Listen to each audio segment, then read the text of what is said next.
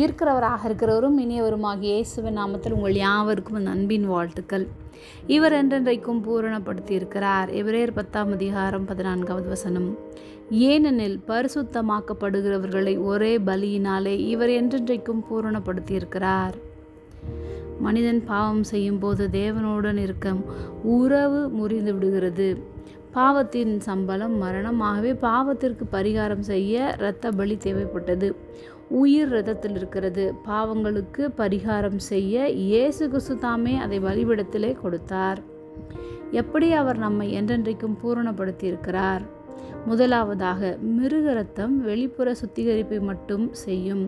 ஆனால் இயேசுவின் இரத்தம் நம் பாவத்தை முழுவதுமாக மன்னிக்கின்றது. இரண்டாவதாக, நம்முடைய குற்ற மனசாட்சியை சுத்தமாக்குகின்றது.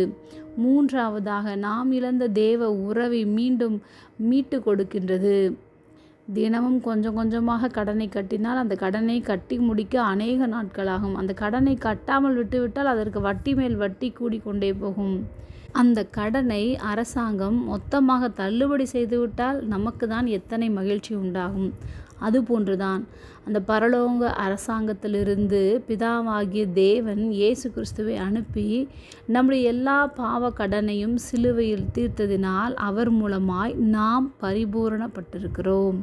ஜெபம். அன்பின் பரம தகப்பனே, எப்பொழுதும் எங்களோடு கூட இருக்கிறவராகவே இருக்கிறவரே, நீர் என்றென்றைக்கும் உம்மையே ஒரே பலியினாலே பூரணப்படுத்தியிருப்பதற்காக நாங்கள் உமக்கு நன்றி செலுத்துகிறோம். இயேசுவின் நாமத்தில் பிதாவே, ஆமென்.